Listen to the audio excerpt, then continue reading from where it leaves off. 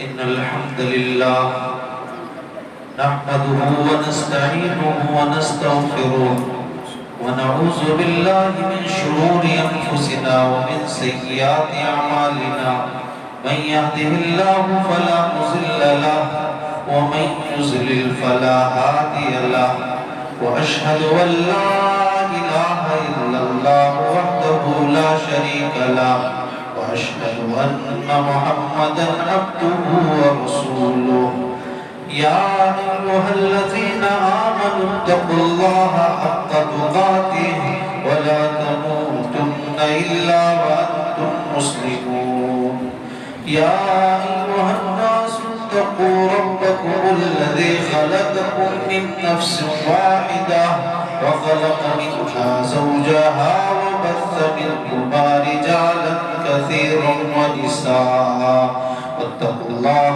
الذي تساءلون به والأرحام إن الله كان عليكم رقيبا يا أيها الذين آمنوا اتقوا الله وقولوا قولا سديدا يصلح لكم أعمالكم ويغفر لكم ذنوبكم ومن يطع الله ورسوله فقد فاز فوزا عظيما أما بعد فإن خير الحديث كتاب الله وخير الهدي هدي محمد صلى الله عليه وسلم وشر الأمور محدثاتها وكل محدثة بدعة وكل بدعة ضلالة وكل ضلالة في النار. أعوذ بالله السميع العليم من الشيطان الرجيم.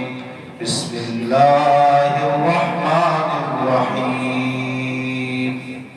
إنا أنزلناه في ليلة القدر وما أدراك ما ليلة القدر ليلة القدر خير من 1000 شهر تنزل الملائكة والروح فيها بإذن ربهم من كل أمر سلام هي حتى مطلع الفجر. سبحانك لا علم لنا إلا ما علمتنا إنك أنت العليم الحكيم. رب اشرح لي صدري ويسر لي أمري واحلل عقدة من لساني يفقهوا قولي. رب زدني علما اللهم رب زدني علما. ہر قسم کی حمد و ثنا کبریائی و بڑائی اس ذات پاک کے لیے ہے جو احکم الحاکمین، جس نے ہم سب کو بے شمار نعمتیں عطا فرمائی. اگر ہم اور آپ نعمتوں کو گننا چاہیں، شمار کرنا چاہے تو نہیں کر سکتے. اللہ تبارک و تعالیٰ نے خود فرمایا وَإِن تَعُدُّوا نِعْمَةَ اللَّهِ لَا تُحْصُوهَا کہ میرے بندو اگر میری نعمتوں کو، ہماری نعمتوں کو شمار کرنا چاہو، گننا چاہو تو نہیں کر سکتے. کیوں؟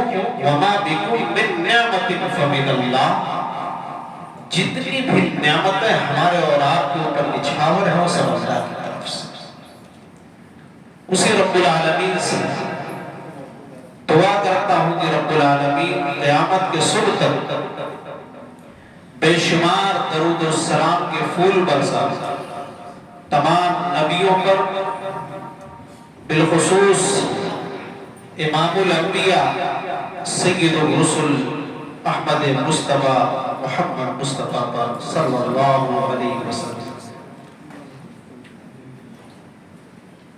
معزز حاضرین مجلس، دینی اور ملی بھائیوں، پردہ نشین اسلامی ماں اور بہن،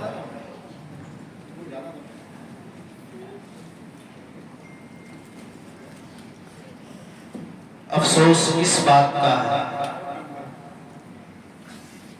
کہ ماہ مبارک رمضان المبارک کا عظیم الشان مہینہ، خیر و برکت والا مہینہ ہم سے رخصت ہونے کے بالکل قریب ہے، جس کی 4 طاق راتیں ہم اور آپ گزار چکے ہیں۔ آج آخری عشرے کی طاق رات، اللہ تبارک و تعالیٰ سے دعا کرتا ہوں کہ رب العالمین اب تک جو ہم نے ٹوٹی پھوٹی عبادت کی ہے وہ حق تو ادا نہیں کر سکے جو تیرا حق ہے، لیکن تو غفور ہے، تو رحیم ہے، تو سے دعا کرتا ہوں کہ رب العالمین ہم تمام لوگوں کو کی ہوئی عبادتوں کو قبول فرمائے،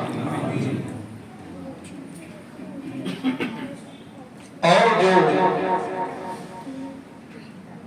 1-2 دن بچے ہوئے ہیں اور آخری رات میں ہم اور آپ جو بھی عبادت کریں گے، اللہ تبارک و تعالیٰ کثرت سے اس میں عبادت کرنے کی توفیق عطا فرمائے۔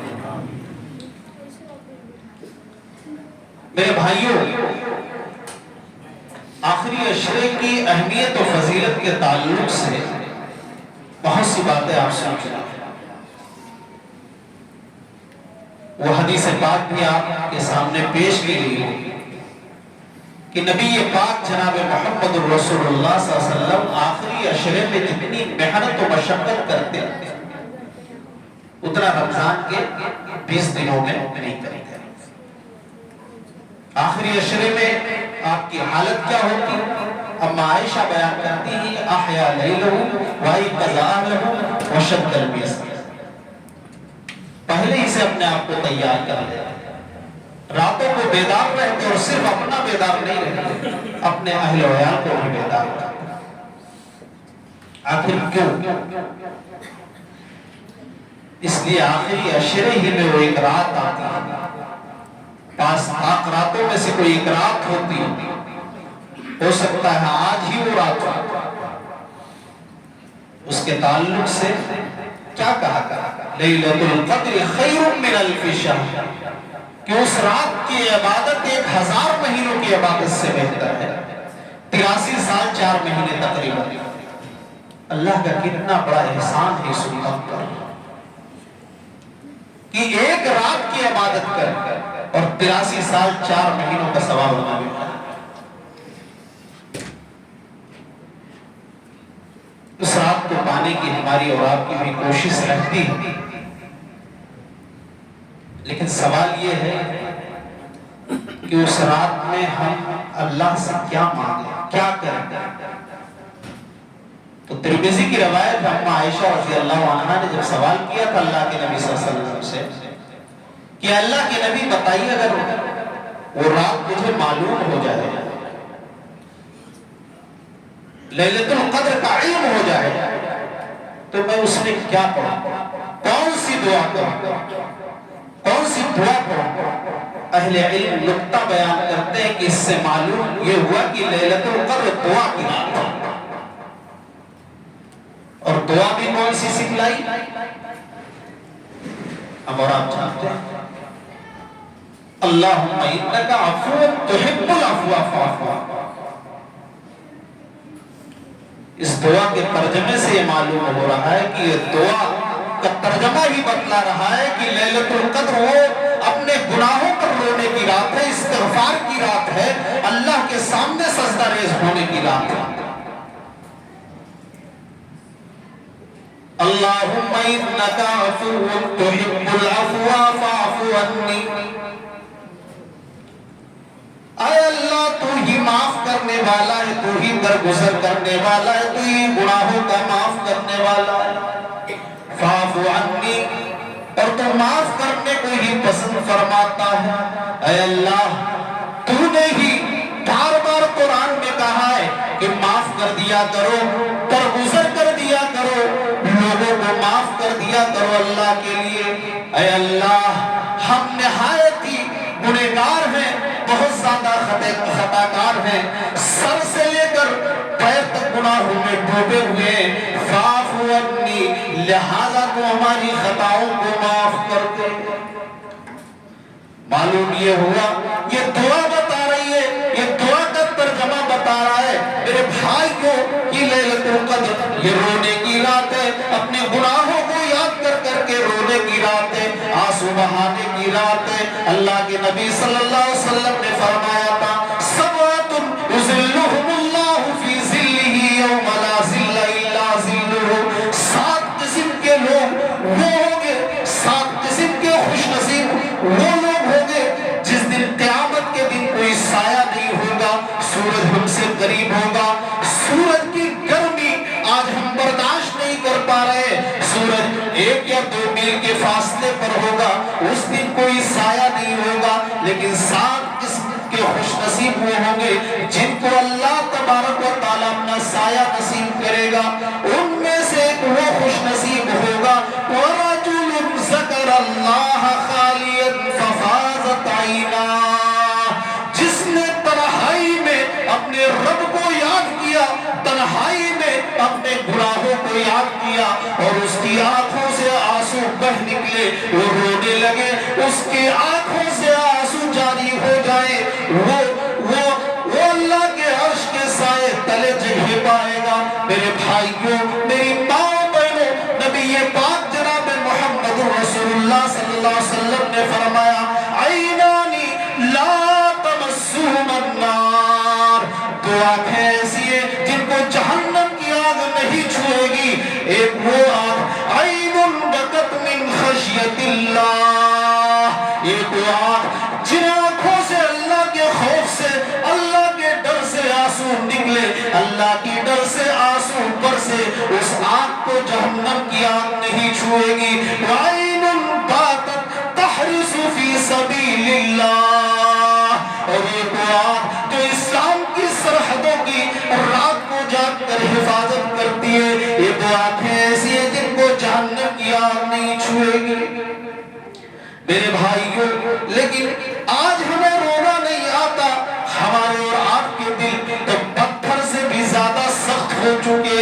آج وہ مناظر ہماری اور آپ کی نظروں کے سامنے، آج میرے بھائیوں مجھے کہنے دیجئے، فلسطین کے مناظر و تصویر ہمارے اور آپ کے سامنے، مسلمانوں کی نظروں کے سامنے، لیکن آج پھر بھی ہمارے دل کانپ نہیں رہے، آج ہمیں رونا نہیں آتا ہے، آج ہمیں اپنی غلطیاں، اپنی خامیاں نظر نہیں آتی ہے۔ عتبہ بن عامر رضی اللہ عنہ نے سوال کیا تھا اے اللہ کے نبی من نجا، بتا دیجئے آپ کامیابی کس طرح ممکن ہے، انسان دنیا اور آخرت میں کیسے کامیاب ہو سکتا ہے؟ اللہ کے نبی صلی اللہ علیہ وسلم نے فرمایا تھا امسک علیک لسانک، اے عتبہ اگر کامیابی چاہتے ہو تو اپنی زبان کو کنٹرول میں رکھو، وَلْيَسَعْكَ بَيْتُكَ، اور خالی اوقات گھروں میں قرار پکڑو، وَبْكِ عَلَىٰ خَطِيئَتِكَ، اور اپنے گناہوں کو یاد کر کر کے خوب رو۔ لیکن ہمیں رونا نہیں آتا، ہمارے دل تو پتھر سے بھی زیادہ سخت۔ میرے بھائیوں، تو دعا بتلا رہی ہے کہ ذکر و اذکار کی رات ہے، اپنے گناہوں کو یاد کر کر کے رونے کی رات ہے۔ لیلۃ القدر 1000 مہینوں کی عبادت سے اس رات کی عبادت ہے۔ لیلۃ القدر کی رات جو اگر اس رات کی عبادت ہم اور آپ کر لیں اور آپ مل جائے تو 1000 مہینوں کی عبادت سے۔ آخری عشرے کے تعلق سے بڑی باتیں ہوئی ہوگی، لیکن میں اس طرف جانا چاہتا ہوں کہ آخر لیلۃ القدر کی اتنی اہمیت، اتنی فضیلت آخر کیوں؟ لیلۃ القدر کو اتنی اہمیت جو ملی، اتنی فضیلت کی انسان اس رات کی عبادت کر لے تو 83 سال 4 مہینوں کی عبادت سے بچا گیا۔ آخر کیوں اتنی بڑی فضیلت اس رات؟ وہ تمام راتوں کی سردار کیسے بن گئی؟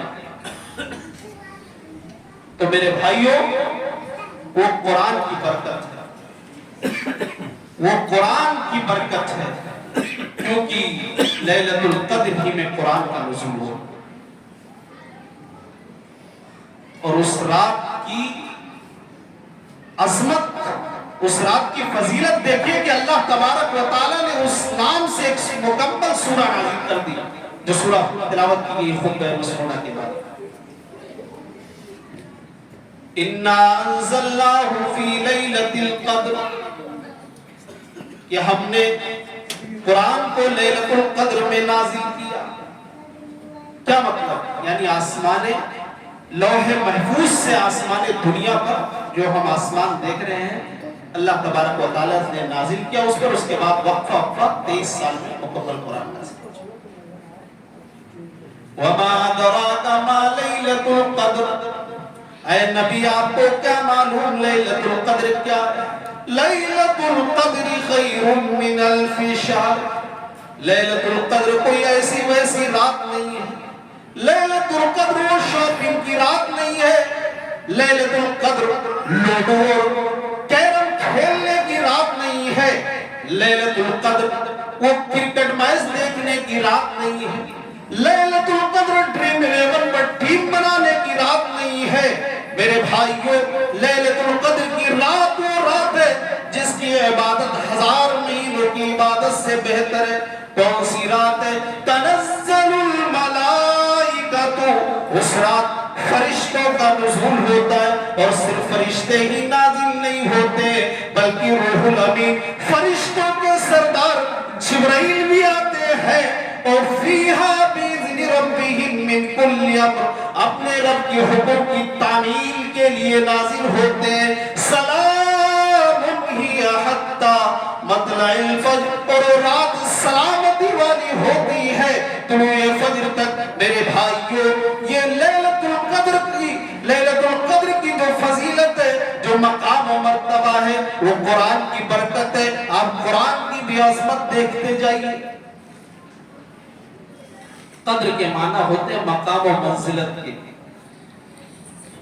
اور ایک معنی ہوتا ہے تنگی کے. علماء جانتے ہیں تنگی کے. لیلۃ القدر تنگی کی رات. کیا مطلب؟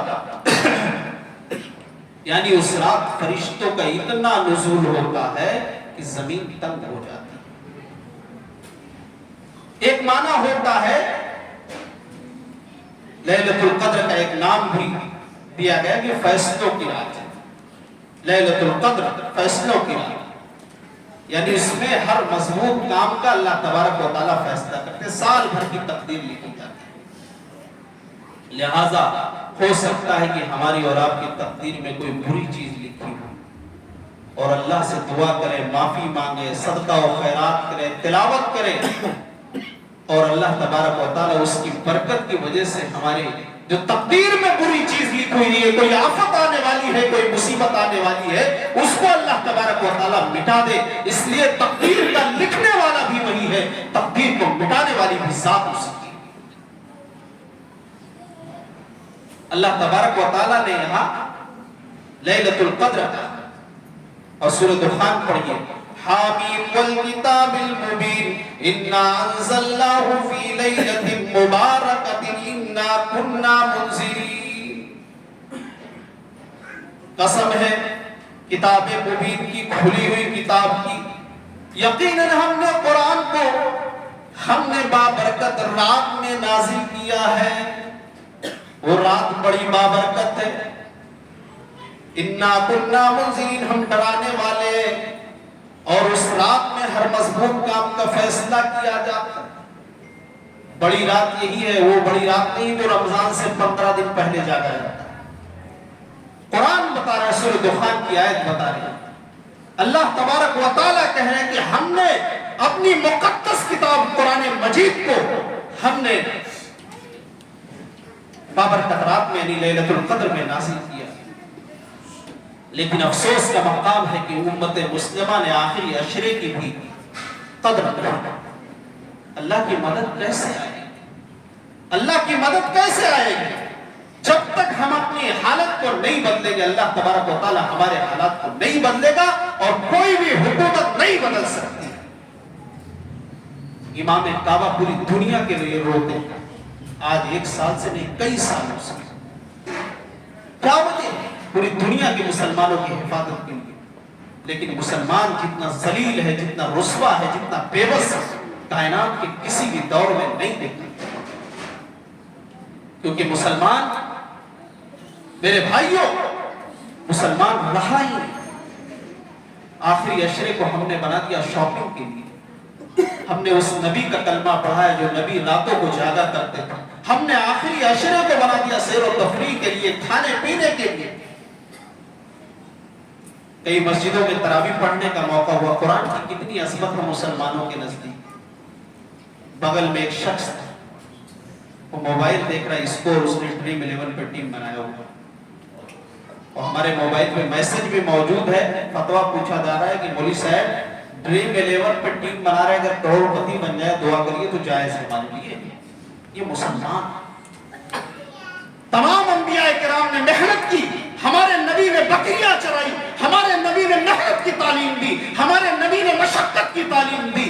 مسلمان اس نبی کا کلمہ پڑھنے والا وہ جوا کے راستے سے کروڑ پتی بننا چاہ رہا ہے۔ افسوس اس بات کا ہے وہ قرآن کی بھی توہین کر رہا ہے، نماز تراویح تو پڑھ رہا ہے، لیکن اس کا دل IPL میچ میں لگا ہوا ہے۔ میرے بھائیوں، برا مت مانیے، بات تلخ ہے، لیکن یہ IPL کا ہتھ کنڈا، یہ شیطانی ہتھ کنڈا جس نے ہمارے آخری عشرے کو بھی تباہی کے تہانے پر پہنچا۔ قدر کیجیے، آخری ساعتیں بچی ہوئی ہیں، تو کہنے کا مطلب ہے کہ لیلۃ القدر کی جو عظمت ہے، جو فضیلت ہے، وہ قرآن کی برکت کی وجہ سے۔ اور قرآن کے تعلق سے ہمیں چند باتیں آگے جو بچا ہوا وقت اس پر قرآن کی برکت کی وجہ سے۔ قرآن کی عظمت دیکھیے میرے بھائی، کہ جس شہر میں نازل ہوتا، جس شہر میں قرآن نازل ہوا، وہ شہر پہلے ام الخبائث تھا، مکہ، لیکن قرآن جب نازل ہوا، قرآن کا نزول ہوا، ام القریٰ بن گئی، تمام بستیوں کی ماں بن گئی۔ اللہ تبارک و تعالیٰ نے اس شہر کی قسم کھائی، لا اقسم بہذا البلد وانت حل بہذا البلد وہذا البلد الامین۔ یہ قرآن کی برکت ہے۔ قرآن جس مہینے میں نازل ہوا، وہ مہینہ رمضان تمام مہینوں کا سردار بن جاتا۔ قرآن جو فرشتہ لے کر آتا ہے، جبرائیل و تمام فرشتوں کے سردار بن جاتے۔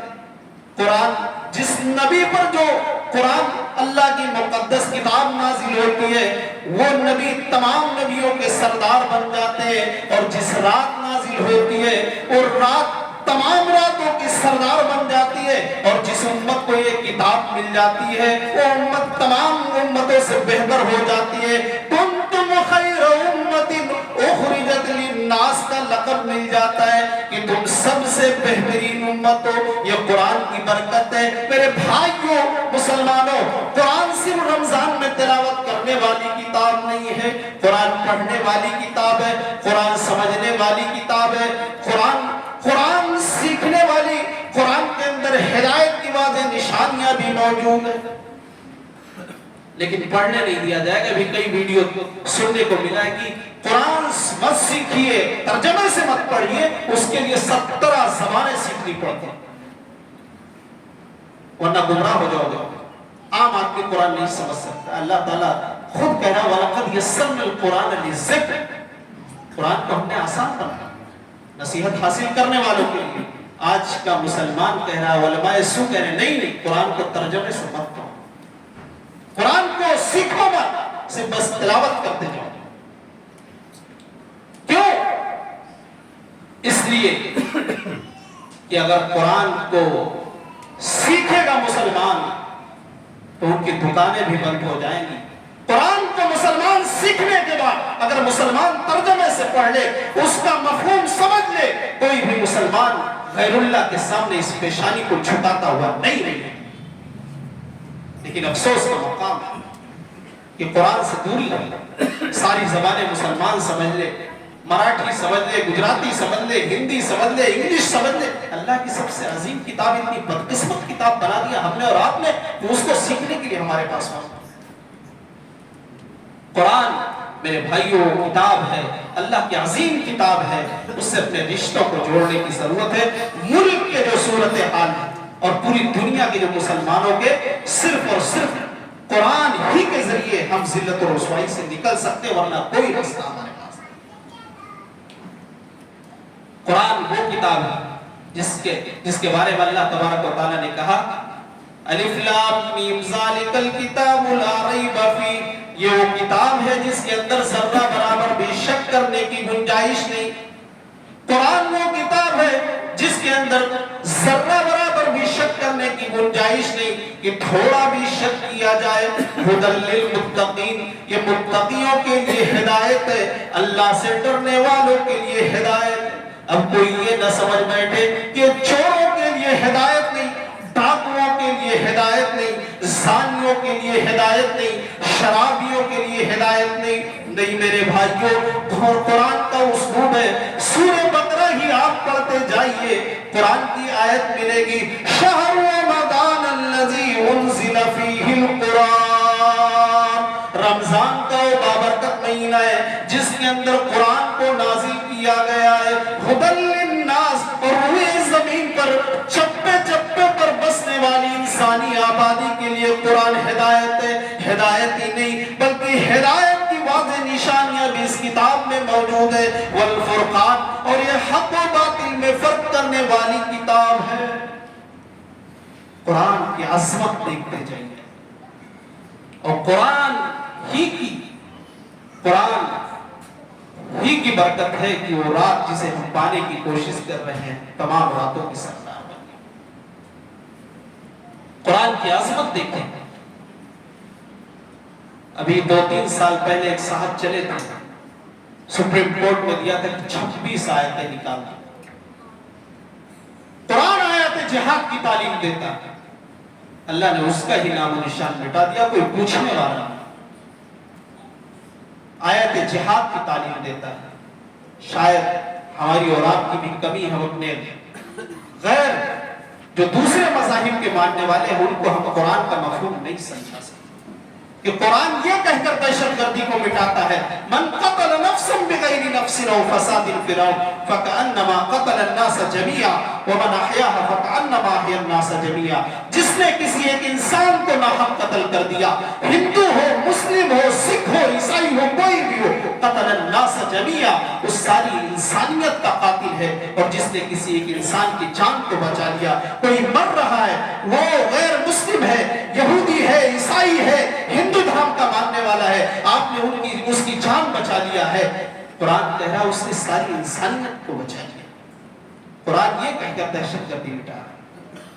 میرے بھائیوں، قرآن کو مٹانے والے ہر دور میں آئے، کوشش کی گئی نبی کے زمانے سے، لیکن مٹایا نہیں جا سکتا۔ اور میں کہتا ہوں 26 آیتیں تو بہت بڑی بات ہوگی، ایک آیت بھی بہت بڑی بات ہوگی، ایک حرف بھی بہت بڑی بات ہوگی، ایک زبر و زیر بھی بہت بڑی بات ہوگی۔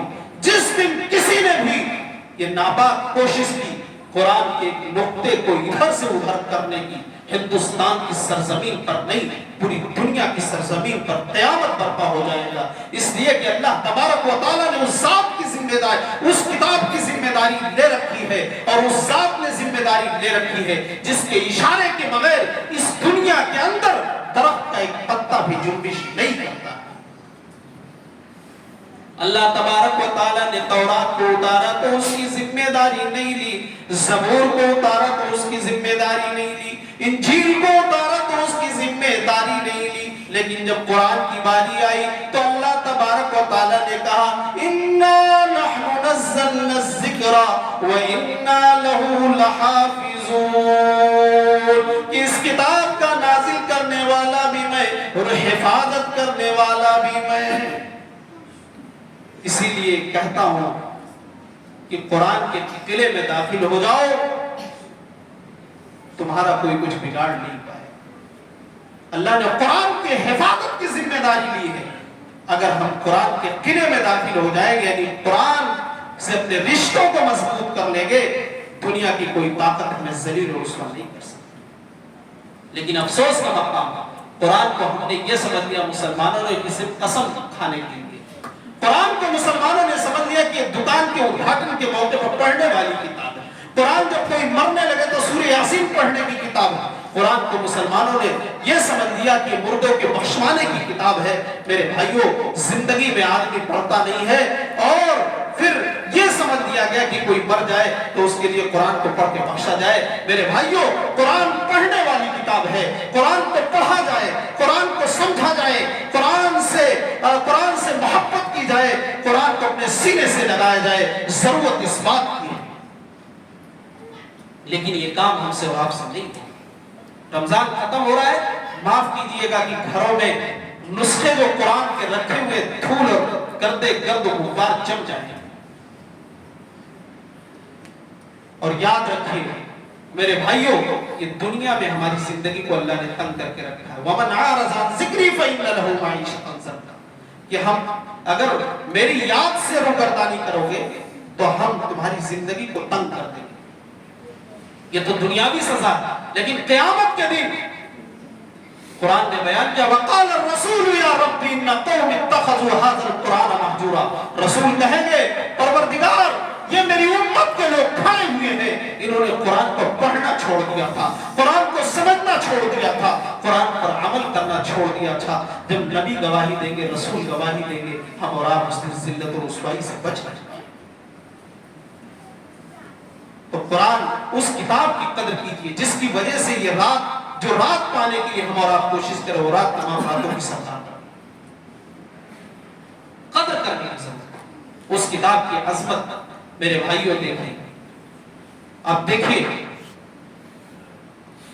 حضرت عمر رضی اللہ عنہ امیر المومنین مکہ کا گورنر بنایا نافع ابن عبد الحارث، ان کو کہیں جانا ہوا، انہوں نے اپنے غلام عبد الرحمن ابن ابزہ کو مکہ کی گورنری دے دی۔ مقام اسفان میں حضرت عمر رضی اللہ عنہ سے ملاقات ہوگی، کہا کہ مکہ کی گورنری کس کو دی؟ کہا کہ مکہ کی گورنری اپنے غلام کو۔ کہا غلام حکومت کرے گا، بتاؤ تم نے کیوں دی؟ ورنہ استعفیٰ۔ نافع استعفیٰ دیا۔ نافع ابن عبد الحارث نے کیا کہا؟ میرے بھائیوں، انہو قارئ بالکتاب وعالم بالفرائض، وہ قرآن کا بہت بہترین قاری ہے اور علم فرائض کا بہت بڑا جانکار ہے۔ تب حضرت عمر رضی اللہ عنہ نے فرمایا، ان سچ اللہ کے نبی نے فرمایا تھا، ان اللہ یرفع بہذا الکتاب اقواما ویضع بہ آخرین، یہی وہ کتاب ہے جس کی وجہ سے اللہ تبارک و تعالی بہت سی قوموں کو سربلندی عطا کرے گا، حکومتیں عطا کرے گا، اور یہی وہ کتاب ہے جس کے ذریعے بہت سی قوموں کو ذلیل و رسوا کرے گا۔ آج قرآن کی ایک نسخہ، قرآن کا ایک نسخہ نہیں، کئی نسخے مسلمانوں کے گھروں میں موجود ہے، لیکن میرے بھائیوں، مسلمان جتنا ذلیل و رسوا ہے کوئی بھی قوم نہیں ہے۔ ضرورت ہے کہ ہم اپنے آپ کو قرآن سے، اپنے رشتوں کو صرف رمضان میں نہیں بلکہ 12 مہینے مضبوط کر لیں، قرآن کی تلاوت کریں، قرآن کی آیتوں کو سمجھ کر پڑھنے کی کوشش کریں۔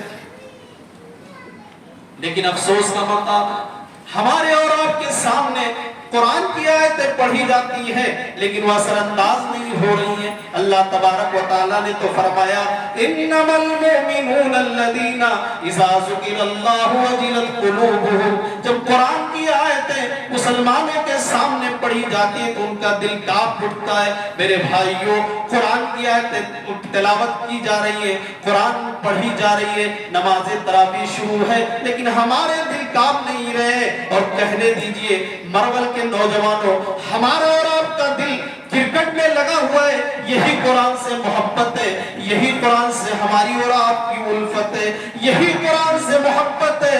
نہ جانے کتنی آیتیں سن چکے، نہ جانے کتنی آیتیں قرآن کی ہم اور آپ پڑھتے ہیں۔ الحمدللہ نماز تراویح میں آج یہاں پر قرآن بھی ہم نے اور آپ نے مکمل کر لیا، لیکن ہماری زندگی کے اندر کوئی تبدیلی نہیں آ رہی ہے۔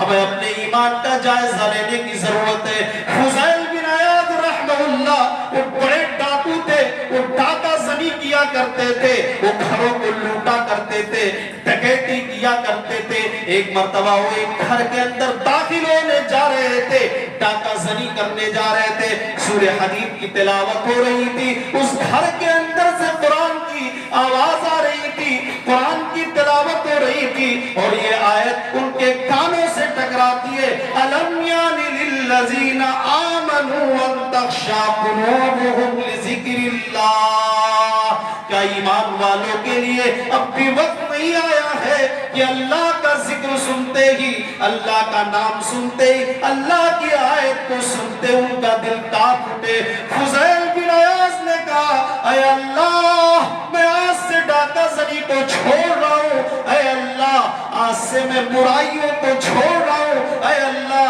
تیرا بندہ فضیل بن عیاض ہے، تیرے کلام کو سننے کے بعد اے اللہ میرا دل کانپ اٹھا ہے۔ میرے بھائیوں فضیل بن عیاض رحمہ اللہ نے ڈکیتی کو چھوڑ دیا، سارے برے کاموں کو چھوڑ دیا۔ ہم نے رمضان میں ہم نے تراویح بھی پڑھ لی، ہم نے قرآن بھی مکمل سن لیا، لیکن ہم سودی کاروبار نہیں چھوڑیں گے، ہم جھوٹ نہیں چھوڑیں گے، ہم ڈکیتی نہیں چھوڑیں گے، ہم اپنے بھائیوں کا اپنے بہنوں کا حقوق نہیں دیں گے۔ میرے بھائیوں کہاں قرآن کی آیتیں ہم پر اثر انداز ہو رہی ہے، جائزہ لینے کی ضرورت ہے۔ قرآن وہ کتاب ہے میرے بھائیوں، قرآن سے اپنے رشتوں کو مضبوط کر لیجئے۔ اللہ کے نبی صلی اللہ علیہ وسلم نے فرمایا یقول اقرؤوا القرآن فإنه یأتی یوم القیامہ، یہی وہ کتاب ہے اے لوگوں قرآن کی تلاوت کیا کرو، قرآن کو پڑھا کرو، کیونکہ یہ وہ کتاب ہے جو قیامت کے دن سفارشی بن کر آئے گی اور اللہ تبارک و تعالیٰ سے بحث و تکرار کر کے جنت میں داخلہ کرائے گی۔ یہ کوئی معمولی کتاب نہیں ہے۔ یہ الگ بات ہے کہ قرآن کی سب سے زیادہ توہین کسی نے کی ہے تو مسلمانوں نے کی ہے۔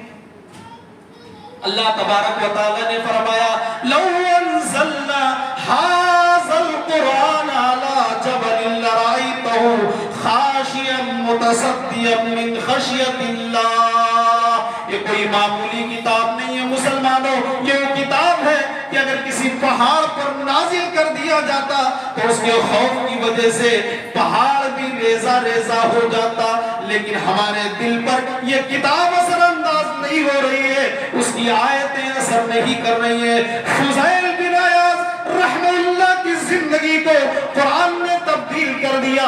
میرے بھائیوں آئیے اس واقعے کی طرف میں لے چلوں آپ کو کہ طفیل بن عمرو الدوسی جو قبیلے دوس کے سردار تھے، وہ مکہ آئے ہوئے تھے، ان کو مکہ کے کافروں نے بتایا کہ یہاں محمد ابن عبداللہ کا نامی محمد ابن عبداللہ ایک شخص رہتا ہے، وہ اپنی طرف سے گڑھ کر کے کوئی کلام پیش کرتا ہے، لوگ باپ داداؤں کے دین سے پھر جاتے ہیں اسے سن کر۔ طفیل بن عمرو الدوسی نے کانوں کو بند کر لیا روئی سے، کہا جب سنیں گے نہیں تو زندگی کیسے تبدیل ہوئی۔ اللہ کے نبی صلی اللہ علیہ وسلم خانہ کعبہ میں تلاوت کر رہے ہیں، میرے بھائیوں تلاوت کر رہے ہیں خانہ کعبہ کے اندر، انہوں نے روئی کو ہٹایا، دیکھو کون سا کلام ہے، جیسے ہی کانوں سے ٹکرائی دل پر نبی اکرم جناب محمد رسول اللہ صلی اللہ علیہ وسلم باہر نکلتے ہیں، کہا اللہ کے نبی محمد ابن عبداللہ وہ کلام دوبارہ پیش کرو۔ اللہ کے نبی صلی اللہ علیہ وسلم نے دوبارہ تلاوت کی۔ طفیل بن عمرو الدوسی نے کہا اے میرے نبی آپ حقیقت میں اللہ کے سچے نبی ہیں، اللہ کے سچے پیغمبر ہیں، اشہد ان لا الہ الا اللہ و اشہد ان محمد عبدہ و رسولہ کا اقرار کیا اور کہا کہ مکہ کے سرداروں یہ محمد رسول اللہ کا کلام نہیں ہے، یہ وَإِنَّهُ لَتَنزِيلُ رَبِّ الْعَالَمِينَ، یہ رب العالمین کی نازل کردہ کتاب ہے، تم غلط کہہ رہے ہو، تم بھی اس قرآن سے اپنے رشتوں کو مضبوط کر لو اور قرآن کے ماننے والے بن جاؤ۔ یہ قرآن کی برکت ہے، یہ قرآن کی عظمت ہے، یہ قرآن کی اثر انداز کتاب ہے، میرے بھائیوں کے دل پر اثر کرتی ہے۔ ہم کون سے مسلمان ہیں، کہاں کھڑے ہوئے ہیں، ہمارا ایمان کہاں گیا کہ ہم قرآن کی آیتیں ہم سنتے ہیں ہمارے دلوں پر اثر انداز نہیں ہو گئی۔ جائزہ لینے کی ضرورت ہے۔ آخری واقعہ بتا کے اپنی بات کو میں ختم کروں۔ آج مسلمان کہہ رہا قرآن سمجھنا ہمارے بس کی بات نہیں ہے۔ یورپ کے اندر ہی آج امریکہ وغیرہ کے اندر مسلمان قرآن غیر مسلم قرآن پڑھ کر ایمان لاتے ہیں، لیکن ہم اس کا حق ہم خود نہیں پڑھ رہے۔ مولانا اقبال گیلانی نے پاکستان کے عالم ہیں، سعودی عرب کے اندر رہتے ہیں، انہوں نے فضائل قرآن مجید کتاب لکھی ہے، اس میں ایک واقعہ نقل کیا کہ ایک لڑکی ہے نوجوان محترمہ پولین جس نے کیمیکل انجینئرنگ ڈگری حاصل کی، اس کو کسی مسلمان نے انگلش میں قرآن دے دیا کہ صرف اس کو پڑھ لیا کرو، پڑھنے کے لیے دے دیا، صرف پڑھا کرو۔ اس نے قرآن کو پڑھنا دھیرے دھیرے شروع کیا، ایک دن صرف آئی ہوئی تھی اور تھکی تھی، محترمہ پولین کا خود بیان، تھکی ہوئی سورہ مزمل کی آیت کریمہ تلاوت کرتی، اس آیت پر پہنچتی فقرؤوا ما تیسر من القرآن، کہ قرآن جتنا آسانی سے پڑھ سکتے اتنا پڑھو۔ کہا کون سی کتاب ہے، آج میں تھکی ہوئی بھی ہوں۔ قرآن خود کہہ رہا ہے کہ اپنے آپ کو مشقت میں نہ ڈالو، جب تم تھک جاؤ تو اس کو رکھ دو، آسانی کے ساتھ پڑھو جتنا پڑھ سکتے۔ اس نے رکھ دیا اور دوسرے دن معمول کے مطابق اس نے پھر قرآن کو پڑھنا شروع کیا۔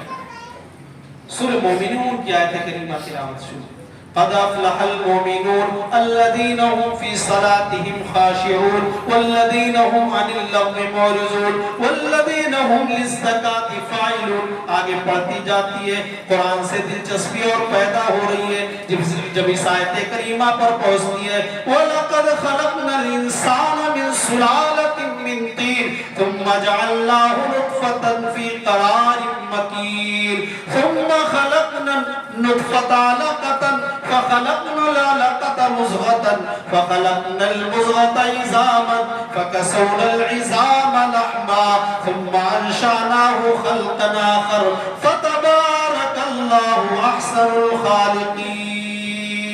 کہ ہم نے انسان کو مٹی کے سط سے پیدا کیا ہے، ثم جعلناه نطفة في قرار مکین، اس نطفے کو ہم نے عورت کے جائے قرار میں ٹھہرا دیا، ایک مضبوط ٹھکانے پر۔ عورت لیٹے بیٹھے اٹھے کھائے پیے کوئی فرق نہیں پڑتا ہے۔ اس نطفے کو ہم نے جمع ہوا خون بنا دیا، جمے ہوئے خون سے گوشت کا لوتھڑا اور گوشت کے لوتھڑے سے ہڈیاں ہم نے بنا دی، پھر ہڈیوں میں ہم نے گوشت پہنا دیا، پھر ہم نے ایک مکمل انسان بنا دیا، اس انسان بنا کر پیدا کر دیا۔ اللہ تبارک و تعالیٰ بہترین پیدا کرنے والا ہے۔ محترمہ پولین کہہ رہی ہے آج یہی جدید مشینیں، ہماری مشینیں بھی یہی بتا رہی ہیں۔ یہ محمد ابن عبداللہ کو 1400 سال سے اوپر ہو چکے ہیں، کس نے بتا دیا تھا؟ واقعی یہ کوئی انسان کا کلام نہیں ہے، وہ مسلمانوں کی بستی میں جاتی ہے، مسلمانوں بتاؤ کہ اسلام کیسے لایا جاتا ہے، مجھے بھی اسلام لانا ہے، کیونکہ یہ کتاب کوئی ایسی ویسی کتاب نہیں ہے، یہ اللہ کی نازل کردہ کتاب ہے۔ مسلمانوں نے بتایا، اس نے اشہد اللہ الہ الا اللہ واشہد ان محمد عبدہ ورسولہ کا اقرار کر لیا۔ میرے بھائیوں، محترمہ پولین نے یہ قرآن کی عظمت ہے، یہ قرآن کی برکت ہے، قرآن کی عظمت کی وجہ سے وہ رات جس کو پانے کے لیے ہم بے قرار ہیں، وہ رات تمام راتوں کی سردار بن گئی۔ قرآن وہ کتاب ہے جس کے بارے میں نبی اکرم جناب محمد رسول اللہ صلی اللہ علیہ وسلم نے فرمایا خیرکم من تعلم القرآن وعلمہ۔ دنیا میں تمہاری نظروں میں ڈاکٹر بہتر ہوں گے، انجینئر بہتر ہوں گے، ٹھیک ہے، لیکن سب سے بہتر وہ ہے جو قرآن کو سیکھے اور سکھائے۔ میرے بھائیوں، باتیں بہت ہو چکی ہیں، میں زیادہ کچھ نہ کہتے ہوئے یہ کہتا ہوں کہ اپنے بچوں کو قرآن کی تعلیم دو، اپنے بچیوں کو قرآن کی تعلیم سے آراستہ کرو، ضرورت ہے اس بات، اور بچیوں کے لیے قرآن کی تعلیم کا انتظام کرو، ایسے اسکول کا انتظام کرو جہاں پر قرآن کی بھی تعلیم ہو، دینی تعلیم، دنیاوی تعلیم ساتھ ہو۔ آج ضرورت ہے، ورنہ کہیں پر پتہ چلتا ہے کہ یہاں پر برقعے لگا کر آنا منع ہے، یہاں پر آنا منع ہے، اگر تمہیں ہمارے اسکولوں میں آنا ہے۔ یہ حالات آئے کہ ہم نے کوشش نہیں کی، ہم نے محنت نہیں کی، ورنہ جس کی تعلیم اقرا سے شروع ہو رہی ہو وہ قوم تعلیم کے معاملے میں کیسے پیچھے رہ سکتی ہے؟ کہیں نہ کہیں ہم سے اور آپ سے چوک ہوئی ہے۔ میرے بھائیوں، انہی چند باتوں کے ساتھ میں کہنا چاہتا ہوں کہ میں بحیثیت داعی کلیہ عائشہ للبنات کوئٹی الحمدللہ ہندوستان کے مختلف جگہوں پر میرا جانا ہوتا رہتا ہے، اور فری میں الحمدللہ یعنی بالکل فری چھوڑ دیا گیا ہے ہم کو۔ اس کے مدیر، اس کے سربراہ فضیلت الشیخ ناصر ربانی حفظہ اللہ آپ کے سامنے موجود ہے الحمدللہ۔ ان کے گلے میں کچھ خراش تھا، سردی وغیرہ، انہوں نے ہم سے کہا کہ آپ ہی کو یہاں پر بولنا ہے کیونکہ پروگرام کئی جگہ پر ہے۔ میں داعی کی حیثیت سے الحمدللہ آزاد کام کر رہا ہوں، اور جو ہے ناصر ربانی حفظہ اللہ صاحب کی محبت ہمارے ساتھ ہے، اس لیے میں گزارش کروں گا، اس میں کلیہ عائشہ للبنات کوئٹی کے اندر 200 بچیاں زیر تعلیم، جس میں اس کی خاص بات یہ ہے، ممبئی کا واحد ادارہ ہے کہ اگر عالمیت لڑکی جب کر لیتی ہے تو SSC کا ایگزام بھی اسے دکھوا دیا جاتا ہے۔ یہ خوبی، اور کرائے پر مولانا چلا رہے 2014 سے الحمدللہ۔ اور جو غریب بچیاں گوئٹی علاقہ آپ جانتے ہیں، ان کو ڈریس بھی فری، کتاب بھی فری، ان کا سارا چیز مفت کیا۔ ہمارا اکثر دورہ بھی رہتا ہے، جب ممبئی میں رہتا ہوں تو آپ تمامی حضرات سے اور مزید آگے جو کام کرنے کی کوشش ہے مولانا کی، وہ یہ ہے کہ بس کا انتظام کر دیا جائے کرلا ساکینہ کا، اگل بغل سے لوگ آنے میں بچوں کو دقت ہو رہی ہے، 15 معلمات ہیں، ایک جو ہے پرویز رحمانی مدنی حفظہ اللہ وہاں جو ہے استاذ حدیث کے، لہذا آپ تمامی حضرات جو ہے مربل کے لوگوں سے گزارش ہے، یہ مت سمجھیے کہ اب آخری ہے، آخری ایام میں ہمیں اور نیکیاں کرنی ہے، بچے ہوئے ساتھ میں وہ صدقے کی شکل میں ہو، خیرات کی شکل میں ہو، تلاوت ذکر و اذکار کی شکل میں، لہٰذا ہماری گزارش ہے کہ آپ جو ہے اس ادارے کے لیے بھرپور تعاون کریں، بھرپور دل کھول کر، اور آخری وقت میں کثرت سے، آج آخری رات ہے جو ہے زکوٰۃ کی شکل میں، صدقات کی شکل میں اس ادارے میں کوئی کمی نہ رہ جائے، آپ حصہ لیں اور ہمیشہ اس سے جڑے رہیں، انشاءاللہ اللہ تبارک و تعالیٰ اجر دے گا۔ میں چاہتا ہوں وقت زیادہ ہو چکا ہے لیکن پھر بھی میری گزارش یہ ہے کہ 2 منٹ شیخ خود اگر تعارف جو ہے مدیر ناصر ربانی حفظہ اللہ رکھ کے اس اپنی بات کو ختم کریں، آپ تمام اس